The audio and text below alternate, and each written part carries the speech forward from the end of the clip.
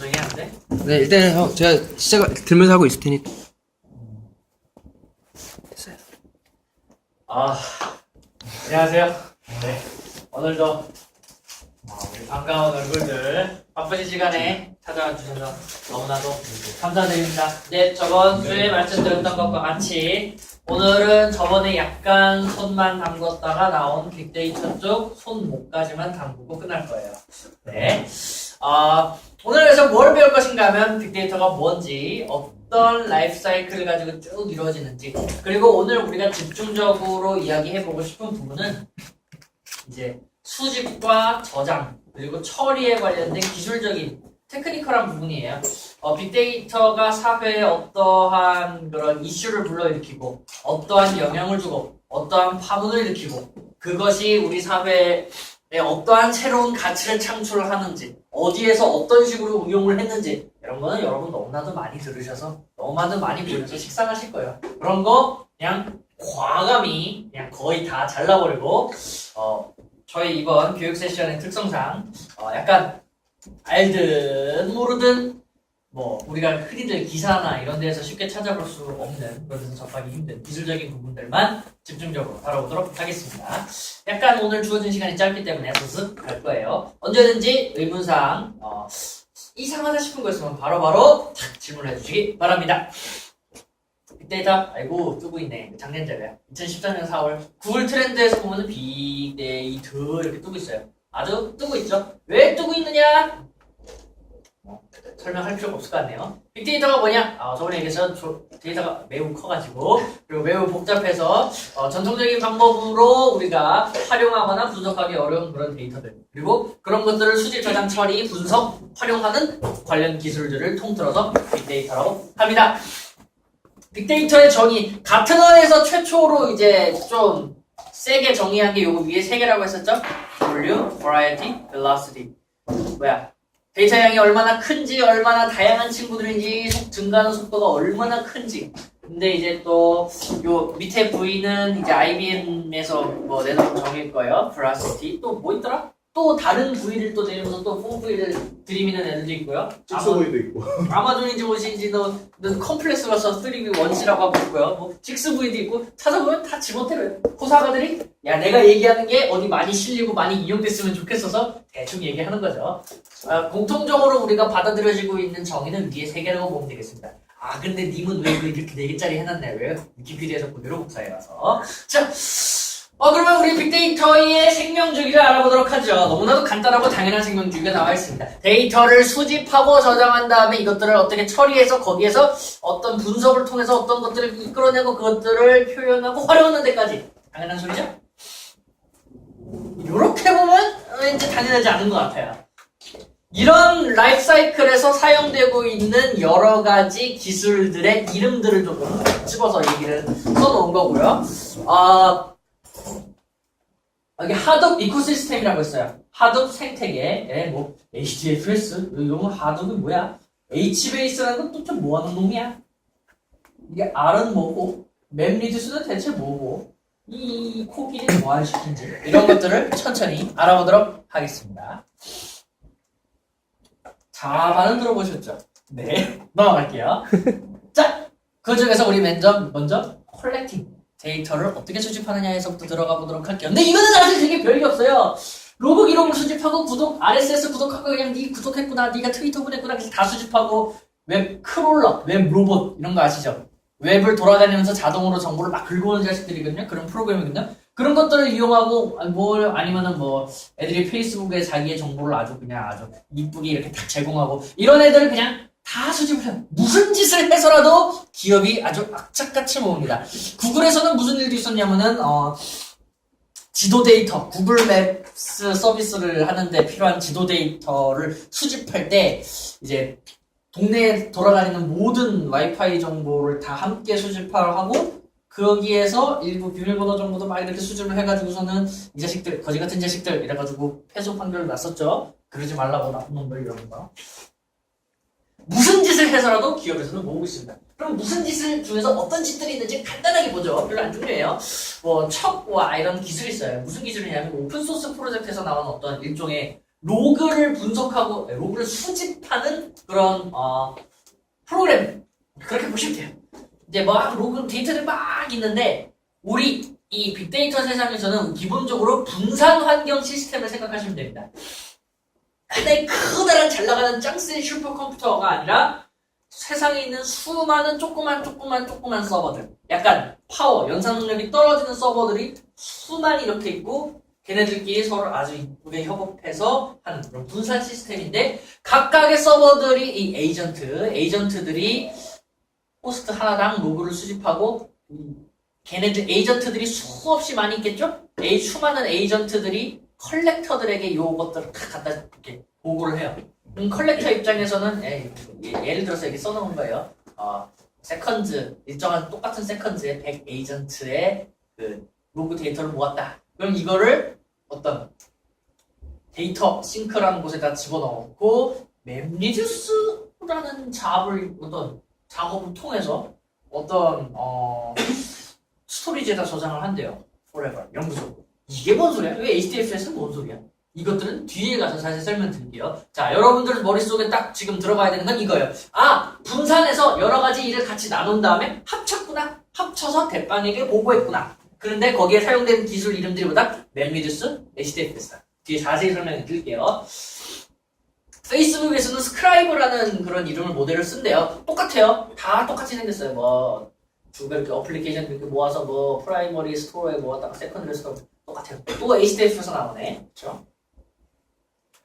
이것도 똑같아요. 이름만 다른 여러 가지 프로그램인데 이것들을 관통하고 있는 메시지는 똑같습니다. 뭐다? 각각이 자기네들이 자료를 수집해서 어떤 보스들한테 보고를 해. 얘는 또 다른 어떤 보스들에게 보고해. 그렇게 하다가 마지막에 HDFS한테도 저장을 해요. 자, 우리 아까 웹크롤러 얘기 나왔죠? 웹크롤러라는 용어를 처음 들어보시는 분들 위해서 간단하게 소개를 해드렸어요. 그냥 인터넷 공간을 막 돌아다니면서 거기 있는 모든 자료를 다 긁어요. 글이든 그림이든 동영상이든 음악이든 그냥 다 긁어요. 그냥 태그까지 싹 긁어. 그 다음에 일단 무조건 저장을 하는 거예요. 자기네들 서버에. 그리고서는 거기에 만약에 링크가 있다. 그럼 그 링크도 들어가요. 거기 안에 또 어떤 그 사이트에 들어가면 또 링크가 있겠죠? 그런데도 또 들어가요. 그럼 막 그래서 인터넷 공간을 무한히 돌아다니면서 정보를 미친듯이 긁어내는 애들을 웹크롤러. 그런 식으로 해서 정보를 기업에서 여러 가지 방법들을 통해서 모읍니다. 컬렉팅이 끝나면 이 정보들을 어떻게 저장할 것인가? 어떻게 얘네들을 다룰 것인가에 대해서 얘기를 해보도록 하죠. 정확히 몇 년도인지 제가 숫자는 기억 안 나는데 구글에서 먼저 논문을 냅니다. 구글 파일 시스템, 구글 맵리듀스라는 걸 논문을 내요. 굉장히 센세이션했어요.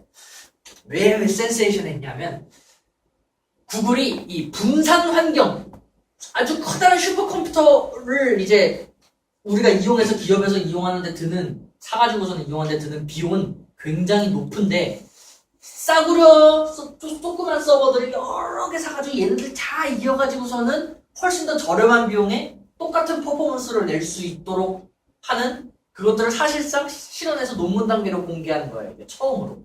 그 상황에 있어서 그럼 우리는 이 큰 서버 하나에 저장하는 게 아니라 작은 거에 쪼개서 저장할 때 어떤 식으로 저장하는 것인가가 구글 파일 시스템이에요. 파일 어떻게 저장한다? GFS. 그러면 분산되어 있는 것에서 어떻게 우리가 데이터를 이쁘게 뽑아내고 덧셈 뺄셈 통계내고 이럴 것인가가 맵리듀스예요. 빅테이블은 구글에서 사용하는 데이터베이스 매니지먼트 시스템. 구글에서 사용하는 DBMS의 이름이에요. 또 이건 이렇게 대충 설명을 넘어가나? 아니, 뒤에 또 있어요. 자세히 아주 구조도까지 있어요. 자, 구글에서 이런 논문을 딱 냅니다. 그러자마자 오픈소스 진영에서 아파치 오픈소스 재단에서 야 이거 대박인데? 우리도 똑같이 만들어야지. 이러면서 거의 똑같이 만들었어요. 문제가 될 수준으로 똑같은 것 같은데 내가 보기에는 문제가 안 될 수준으로 이렇게 똑같이 만들었겠지. 그래서 나온 게 HDFS. 뭐다? GFS가 HDFS. 이게 바로 그 유명한 하둡 파일 시스템이에요. 그리고 구글에서의 이 맵리듀스랑 똑같이 하둡 맵리듀스라는 걸 만들었어요. 이름도 똑같네? 완전 양심 없게. 구글에 있는 거 그냥 그대로 갖다 쓴 거예요. NoSQL은 우리 저번 시간에 잠깐 얘기했었죠? 어떤 기존의 전통적인 DBMS랑 좀 다른 접근 방식을 통해서 이용하는 새로운 형식의 DBMS라고 했어요.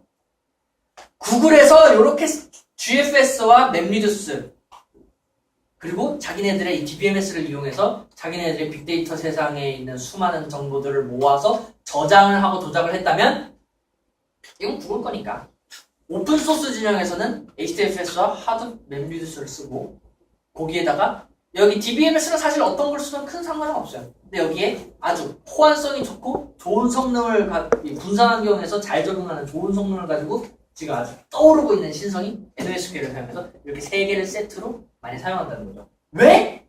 오픈소스니까. 다른 기업에서 그냥 갖다 쓰면 되니까. 소스도 다 공개되어 있으니까 우리 갖다가 우리 회사 사정에 조금만 맞게 변형하면 되니까. 그래서 확 인기가 끌었던 거죠. 자, 하둡이 대체 뭔지 우리 잠깐 살펴볼게요. 이 코끼리 대체 왜 코끼리를 됐을까요? 이 하둡을 만든 사람이에요. 이 하둡을 만든 사람의 그 아들인지 딸인지 자식이 있는데 얘가 그 코끼리 인형을 제가 사줬는데 코끼리 인형한테 하둡이라는 이름을 붙였대요. 그 애가 꼬마애가. 얘를 하둡 불렀대요. 그래서 이름이 이렇게 지었대요. 대단한 사람이 되면 별거 아닌 네이밍으로 세상을 바꿀 수가 있어요. 별거 아닌 이유로. 여러 컴퓨터로 구성된 조그만 애들 여러 개로 된 그런 집단을 이용해서 큰 데이터를 분산해서 처리하기 위한 오픈소스 기반의 프레임워크. 프레임워크는 어떤 작업을 아주 이쁘게 해줄 수 있게 만드는 세트. 조립 키트 세트 이런 느낌. 자바로 되어 있어요. 이렇게 간단히 설명하고 끝날 거야? 뒤에서 좀 설명해 줄게요. 자, 우리 아까 빨간 동그라미가 이렇게 쳐져 있었죠? 이 내용이 길어서 제가 먼저 개괄을 보여드리고 다시 스토링을 자세히 볼게요. 어떻게 저장하는 것인가? 먼저 구글에서 먼저 내놨던 구글 파일 시스템을 볼게요. 구글 파일 시스템은 크게 마스터와 청크 서버로 구성이 되어 있어요. 안녕하세요. 네, 다시 한번 구글 파일 시스템이 그래서 크게 마스터 서버와 청크 서버로 구성이 되어 있거든요. 어디 보자. 마스터가 여기 있네요. 마스터가 여기 있고 청크 서버가 여기 청크 서버들이 쭉쭉쭉 있어요. 이거 무슨 그런 구성이냐면 이 청크 서버에 수많은 파일들이 분산돼서 저장이 되어 있어요. 그럼 예를 들어서 제가 오늘 구글에 무슨 서비스가 있나? 하여간 구글 드라이브에 어떤 문서를 제가 엑셀이 아니지. 구글의 그 어떤 스프레드시트에다가 제가 작성을 했어요. 나는 오늘 너무나도 배가 고파. 그래서 딱 저장을 했는데 이게 사실 오늘 너무나도 배가 고파라는 말을 하나의 서버에 저장할 수 있지만 얘는 분산해서 저장할 수가 있잖아요. 이게 만약에 두 군데, 세 군데 쪼개져서 저장을 했다고 해봅시다. 그쵸? 그러면은 나중에 무슨 문제가 생기냐면 야, 내가 어제 썼던 글을 다시 불러와줘 이렇게 딱 구글에게 명령을 내렸을 때 구글이 아까 그 사람이 저장한 글을 내가 어디서 저장했지? 라는 걸 구글이 알 수 있어야 되겠죠. 그쵸? 그래야 서울에 있는 서버, 인천에 있는 서버, 부산에 있는 서버 중에서 잘 갖고 올 거 아니에요. 근데 그거를 저장을 하는 곳이 바로 마스터 서버입니다. 그러니까 청크 서버에는 데이터가 저장되어 있고 이 데이터에 대한 정보, 쉽게 얘기하면 데이터에 대한 데이터, 전문 용어로 하면 메타데이터. 그 데이터가 어디에 저장되어 있고 어떻게 저장되어 있고 이름이 뭐고 누가 가져갔고 이런 정보들은 마스터에 저장되어 있는 거예요. 끝까지 이해되시죠? 그래서 이용자가 어플리케이션이 클라이언트가 나 그거 갖고 와줘 이러면 얘가 먼저 마스터한테 갑니다. 그 다음에 어이구 여기 있었네 하고서 이렇게 찾아옵니다. 그래서 요렇게 다시 전해줍니다. 이해되시죠? 이 구조는 뒤쪽에서 나오는 HDFS 하드 파일 시스템과 거의 9할 이상 유사하기 때문에 그쪽에서 더 자세히 한 번 더 리바이벌 할게요. 바로 나오네. 하드 파일 시스템은 문서를 쓰고 쓰기보다는 읽는 작업에 좀 더 강하다고 해요. 그리고 리스폰스 타입보다는 프루풋에 최적화되어 있다. 이게 뭔 개소리야. 리스폰스 타입은 작업 하나당 처리할 때 걸리는 시간이에요. 프루풋은 일정 시간이 딱 있고 이 중에 작업 몇 개나 할 수 있어. 이런 거예요. 어떤 작업의 능력을 평가하는 크게 우리가 봤을 때 두 가지의 지표라고 볼 수가 있어요. 예를 들면 이런 거죠. 리스폰스 타임은 너 통조림 하나 까는데 몇 초 걸려? 그리고 프루풋은 너 10분 내 통조림 몇 개 깔 수 있어? 이거죠. 이해되시죠? 네. 근데 이 리스폰스 타입보다는 스루풋이 중요한 그런 작업이 좀 더 최적화가 되어 있대요. 그렇대요. 자, 하드 파일 시스템을 보죠. 왜 제가 아까 GFS를 간단히 설명하고 여기로 빨리 넘어오려고 했냐면 이 칼날에서 똑같아요. 생긴 게 뭐만 바뀌었어요? 마스터 서버의 이름이 네임노드라는 이름으로 바뀌었고요. 청크 서버라는 이름이 데이터 노드라고 바뀌었어요. 이름 좀 더 직관적이죠? 뭐다? 데이터를 저장하고 있는 말단이다. 데이터 노드. 얘네들의 이름이라는 게 뭘까? 어디에 살고 있니? 너 서울 그 파일이 서울 서버에 가 있니? 인천 서버에 가 있니를 저장하는 네임 서버다. 네임 노드다라는 거. 여기까지 오케이? 네, 질문 있으시면 그때그때 하세요. 자! 그러면 우리가 어떤 데이터를 쪼개서 저장을 합니다. 항상. 그런데 이 하드 파일 시스템에서는 항상 누군가가 저장될 때 이 데이터를 레플리케이션, 백업본을 다른 곳에다가 이렇게 꼭 만들어놔요. 왜 그럴까요? 분산 시스템의 장점이에요. 뭐 하나가 뻗었을 때 다른 데에서 가지고 올 수 있다는 거거든요. 우리가 슈퍼컴퓨터, 슈퍼서버 한 대에 모든 정보가 다 들어가 있다. 그러면 여기 수강 신청가자 뻗으면은 아무도 있는 정보 못 씁니다. 근데 이게 만약에 분산되어 있더라. 그러면은 10개 중에 2군데가 뻗어서 나머지 8개나 있는 정보를 쓸 수 있잖아요. 그쵸? 그렇기 때문에 분산 시스템이 강력한 건데 하드 파일 시스템은 거기를 백업까지 해놓는 거예요. 그래서 만약에 서울, 인천, 부산 내가 어제 쓴 이 나의 일기가 서울, 인천, 부산 세 군데에 분산 저장됐어요. 그러면 내가 클라이언트가 야 어제 내 일기 불러와줘. 그러면 네임노드한테 먼저 딱 물어봅니다. 야 내 일기가 어디 있니? 네 일기 저기 서울, 인천, 부산 있어. 서울 읽고 인천 읽고 부산 읽고 아하. 근데 부산이 뻗었어. 해운대 그 뭐야 지지 헤일이 와가지고 부산 이 서버가 뻗었어. 그러면은 어떡하지? 하면은 네임노드한테 다시 물어봐. 얘 레플리카가 부산 말고 광주에 하나 더 있어. 그럼 광주에 가서 세 번째 거 읽어보면 되겠네. 이렇게 되는 거예요. 이해되시죠? 이거는 아무로도 상관없는 소리인데 하드 파일 시스템의 기본 세팅으로는 레플리케이션을 최대입니다. 기본 3개까지 만들 수 있게 돼 있어요. 이건 뭐 관리자가 뭐 개수를 늘리거나 줄이거나 할 수 있고요. 자, 우리가 그러면 읽고 쓰는 순서대로 생각을 해보죠. 그런데 자, 네. 질문 하나 있는데 네. 그러면 너무 데이터를 많이 낭비하는 거 아닌가요? 서버에 있는 거. 그렇죠. 그게 문제죠. 그런데 현대에 와서 하드디스크가 개똥값이에요. 저장 장치는 개똥값인데 뭐가 문제예요? 네트워크 자원이 비싸졌어요. 그래서 이런 구조가 가능하게 된 거예요. 뭔 말인지 이해되죠? 그러니까 이거는 이 저장 장치는 좀 이게 자꾸 중복해서 저장하고 막 이래도 비용 손실이 적은데 이렇게 해서 분산 환경에서 그러니까 어떻게 위험에 대비하고 또 분산 환경이 있으면 약간 뒤에서 지금 맵리듀스 얘기할 때 나오겠지만 분산해 놓으면 속도가 빨라져요. 왜냐하면 야 너네 이거 일 처리해 그러면 한 명이 처리하는 게 아니라 3명이 동시에 처리하거든요. 그렇기 때문에 속도가 빨라져요. 네트워크 상에서의 자원이 비싸서 이런 구조가 됩니다. 괜찮죠? 보안적인 문제는 어떻게 해요? 보안적인 문제 똑같은 자료가 여기저기 흩어져 있는데 보안적인 자료가 조금 핫 이슈죠. 그렇죠. 그게 이슈예요. 그럼 어떻게 해야 되냐? 뭐 암호화를 하고 막 이러고 그래야 되겠죠?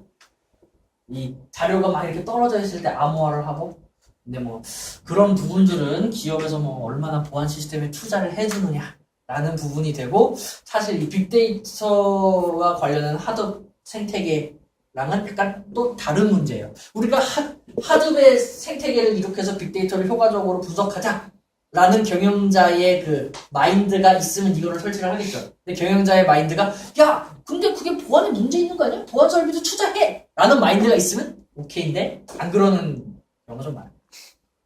대답이 됐나요?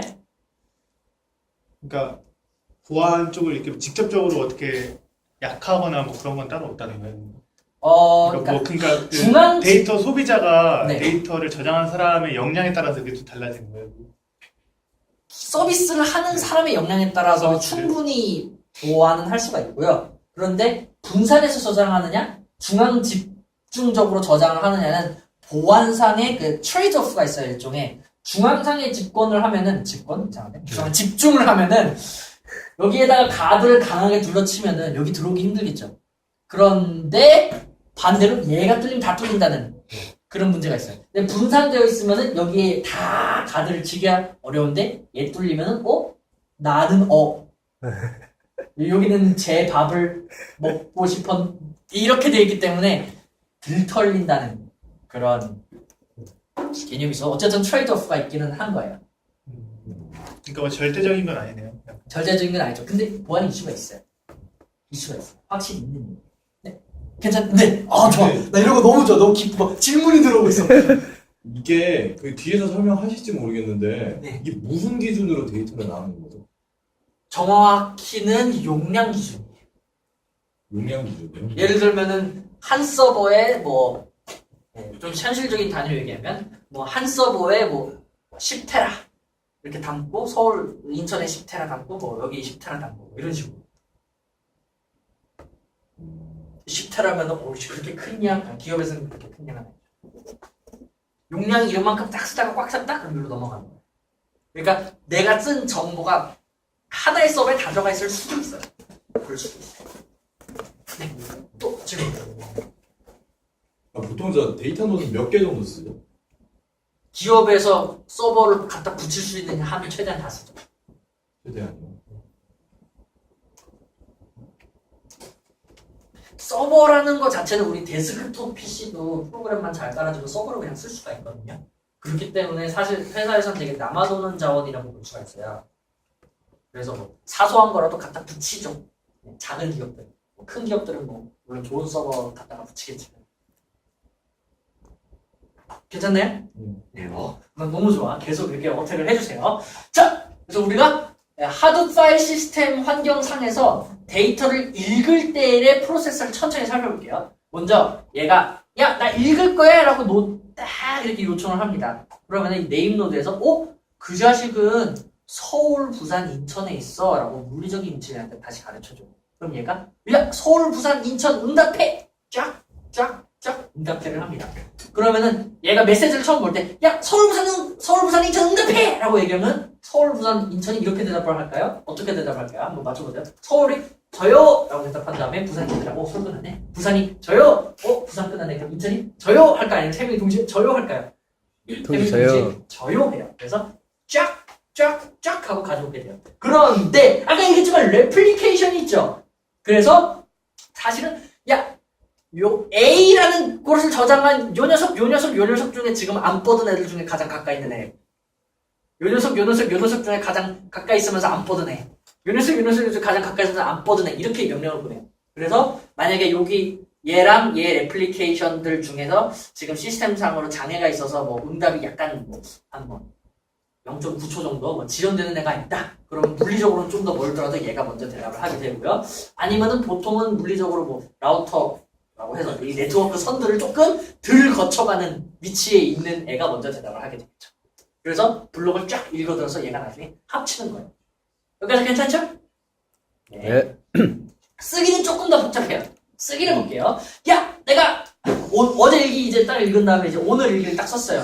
뭐 오늘은 내가 뭐 커피를 마셨는데 너무나도 맛있었다. 뭐 이렇게 썼다고 쳐봐요. 그러면은 라이트 할 거라고 딱 얘기를 해요. 그러면은 읽기랑 다르게 라이트는 약간 좀 민감해요. 그래서 야, 넌 진짜 쓸 권한이 있어. 이러면서 확인을 딱 한번 해보고 그다음에 알았어. 그러면은 네 그거는 이번에는 서울, 뭐 연천, 뭐 춘천에다가 저장을 해. 딱 이렇게 물리적인 위치를 딱 가르쳐줘요. 그러면은 알았어. 서울에다 딱 써요. 쓰다가 해당 블록이 다 차면 연천으로 짠 옮겨가서 쫙 써요. 데이터는 딱 써요. 그럼 연천에서 다 쓴 다음에 다 찼네. 그럼 춘천으로 딱 넘어가서 쓰는 거예요. 이해되시죠? 다음 블록의 저장 위치를 물어본다. 이렇게 촉촉 다시 이렇게 돌아오는 거죠. 여기까지 괜찮아요? 그 다음에 블록의 데이터를 다 쓰면요. 얘가 알아서 얘 클라이언트가 뭘 하든지 말든지 상관없이 이 데이터 노드들끼리 야, 너 내 거 가져가 하면서 복사를 막 해요. 그래야 레플리케이션을 만들어요.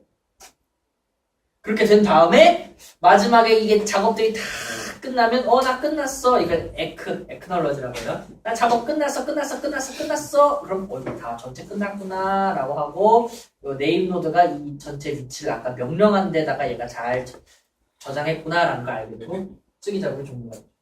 이 구조가 대략적으로 감이 오시죠? 결국은 뭐다? 이 하드 파일 시스템, 앞에서 얘기한 구글 파일 시스템도 똑같이 분산 환경에서 데이터를 저장한다는 것은 여러 개의 분산된 조그만 애들의 데이터를 저장하는 서버들이 있고 얘네들을 총괄하는 얘네들에 대한 정보를 모아놓은 어떤 중앙의 네임 서버가 있다는 거예요. 이게 핵심인 거예요. 이해되시죠? 자, 그런데 이게 무슨 문제가 있을까요? 애니메이션 없었는데 장점이 먼저 나와요. 문제보다 장점은 선형적인 확장성이 있다는 거예요. 이게 뭔 개소리냐. 예를 들어서 우리 기업에서 비용이라고 치죠. 여기가 뭐라고 할까? 고객이라고 할까요? 고객이 막 점점 늘어나면서 서버에 투자하는 비용이 점점 늘어나기 시작했어요. 딱 여기까지 왔어. 그런데 우리 고객이 점점 계속 늘고 있는 거야. 고객이 나의 상상을 초월하는 속도로 바바바바바박 이렇게 막 아주 빠르게 올라갔다고 쳐봐요. 그래프가 시간축이 아니라 좀 이상한데 어쨌든 그냥 개념상으로 봐주세요. 그러면은 고객이 증가하는 만큼 그냥 비용이 증가한다고 볼 수 있다는 거예요. 왜? 우리는 사이즈가 모자르면 뭐다? 데이터 노드를 그냥 더 사서 싼 애를 더 사서 이렇게 하면 돼요. 근데 기존의 방식은 뭐냐면 예를 들어서 IBM에서 나온 5천만 원짜리 아주 비싼 서버를 그렇게 비싼 것도 아니에요. 기본적으로 5천만 원짜리 비싼 서버를 딱 이렇게 사서 썼어요. 그런데 오이씨 우리 이거가 더 커버가 안 돼. 더 높은 걸로 바꿔야 되겠어. 그러면은 알았어.